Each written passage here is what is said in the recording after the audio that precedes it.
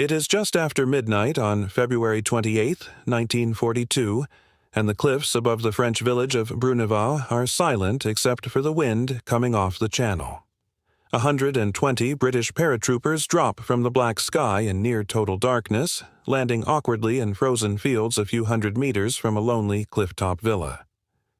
Inside the perimeter of that villa sits a piece of equipment that British intelligence has been desperate to lay hands on for months: a German Würzburg radar dish, its bowl-shaped aerial tracking Allied bombers as they cross the coast. The paratroopers are not there to blow it up. They are there to steal it, piece by piece, while German sentries are still reaching for their rifles. A Royal Air Force radar technician named Flight Sergeant Charles Cox, who has never jumped from an airplane before that night and would never do so again, crouches beside the dish with a spanner and a torch, dismantling components under fire while soldiers hold the perimeter around him. Within minutes, the raiders have the transmitter, the receiver unit, and enough of the internal wiring to tell British scientists exactly how German night fighter radar actually worked. They carry it down a cliff path to waiting boats under a hail of machine gun fire and vanish into the dark water. This is not a story about tanks or bombs. It is a story about invisible beams, hidden frequencies, and a war fought largely by scientists in darkened rooms, where the outcome of the Battle of Britain, the Blitz, and the bomber offensive over Germany turned as much on wavelengths as on weapons. Winston Churchill would later call it the Wizard War, and he was not exaggerating. Without it, the story of the Second World War in the air looks entirely different. To understand why a spanner and a nighttime raid mattered so much, you have to go back to the mid-1930s, when Britain faced a problem that seemed, on paper, impossible to solve. Aircraft had become fast enough and bombers large enough that a surprise raid from across the Channel could reach London in well under an hour. The existing solution was a chain of acoustic mirrors, enormous concrete listening dishes built along the south coast, designed to catch the sound of approaching bomber engines and give perhaps 4 or 5 minutes of warning. 4 or 5 minutes was not enough to scramble a squadron of fighters, climb them to altitude, and position them for interception. British planners ran the numbers and did not like what they found. A sustained bombing campaign, unopposed by any effective early warning, could in theory kill tens of thousands of civilians in the opening weeks of a war and cripple the capacity of fighter command to respond in any organized way. The Air Ministry had, only a few years earlier, seriously investigated the feasibility of a so-called death ray, a weapon capable of disabling aircraft engines or incapacitating pilots using concentrated radio energy. In January 1935, a civil servant put the question to a Scottish physicist named Robert Watson Watt, who ran the radio research station at Slough.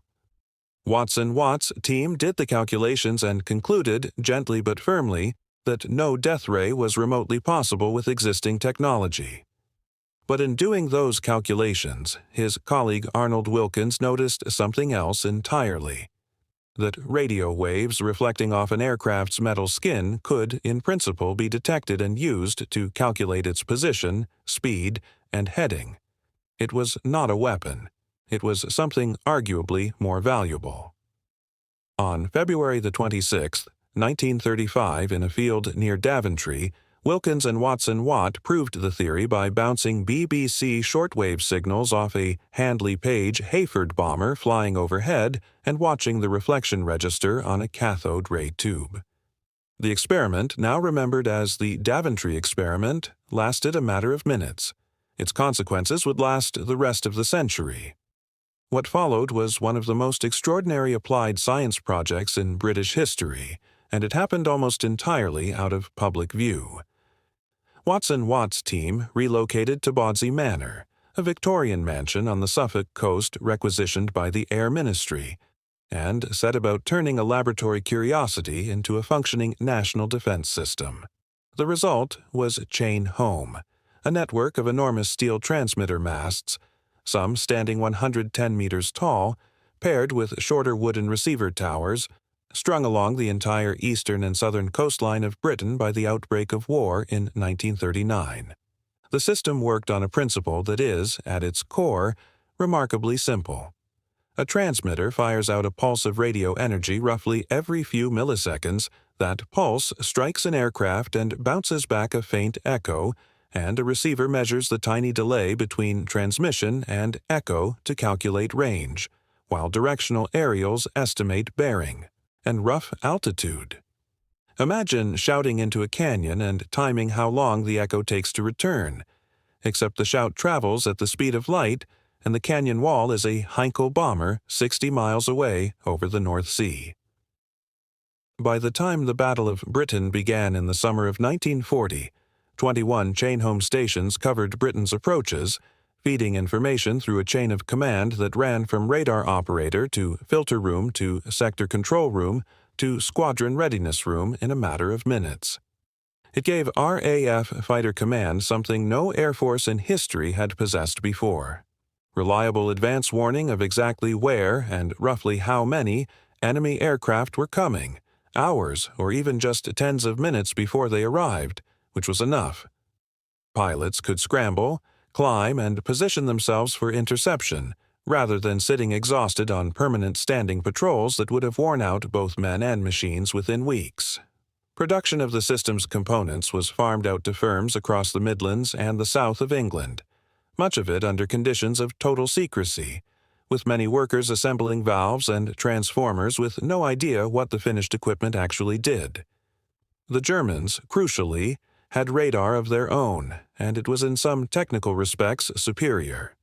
The Würzburg system, the very equipment stolen at Bruneval, used a much shorter wavelength than chain-home and produced a far more precise picture, accurate enough to guide anti-aircraft guns and night fighters directly onto individual bombers rather than simply detecting a raid's general direction.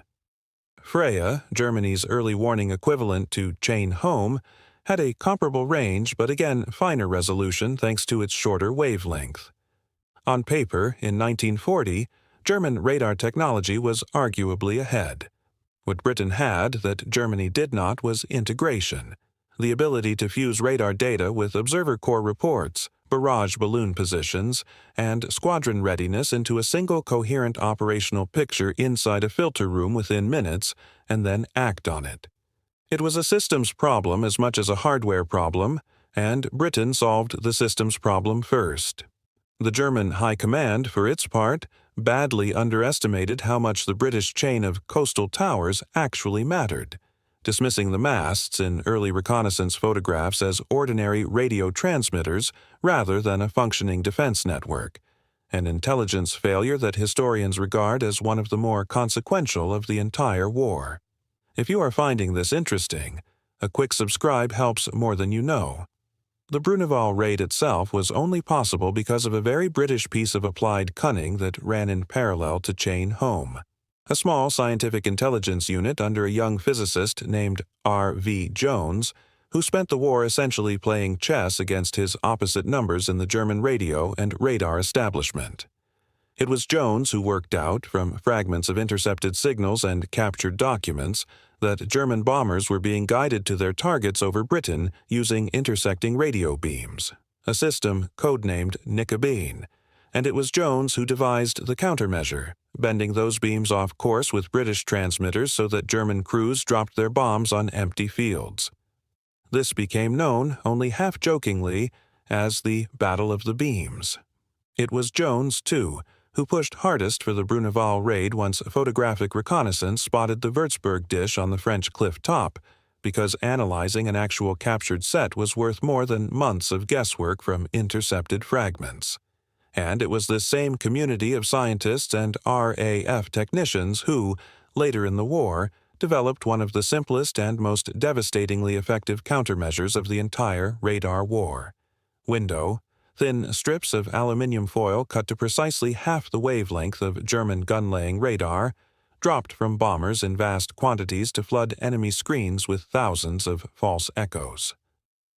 First used on the night of July 24, 1943, during the opening raid of Operation Gomorrah against Hamburg, window rendered German radar-directed anti-aircraft guns and night fighter control almost completely blind, and RAF Bomber Command losses over Hamburg that night fell to roughly half the expected rate. The technology had been ready and deliberately withheld for over a year beforehand, because Britain's air staff feared that using it would simply hand the Luftwaffe the same trick to use against British cities, a genuine dilemma that shows how conscious both sides were that this was a war which could turn on who blinked first with a new piece of electronic trickery. And rough altitude. Imagine shouting into a canyon and timing how long the echo takes to return, except the shout travels at the speed of light, and the canyon wall is a Heinkel bomber 60 miles away over the North Sea. By the time the Battle of Britain began in the summer of 1940, 21 chain-home stations covered Britain's approaches, feeding information through a chain of command that ran from radar operator to filter room to sector control room to squadron readiness room in a matter of minutes. It gave RAF Fighter Command something no Air Force in history had possessed before: reliable advance warning of exactly where and roughly how many enemy aircraft were coming, hours or even just tens of minutes before they arrived, which was enough.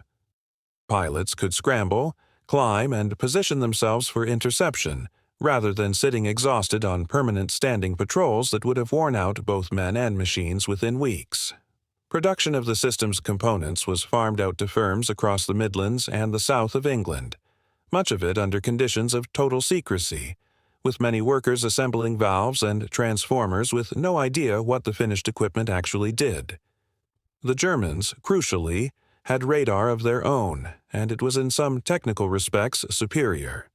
The Würzburg system, the very equipment stolen at Bruneval, used a much shorter wavelength than chain-home and produced a far more precise picture, accurate enough to guide anti-aircraft guns and night fighters directly onto individual bombers rather than simply detecting a raid's general direction.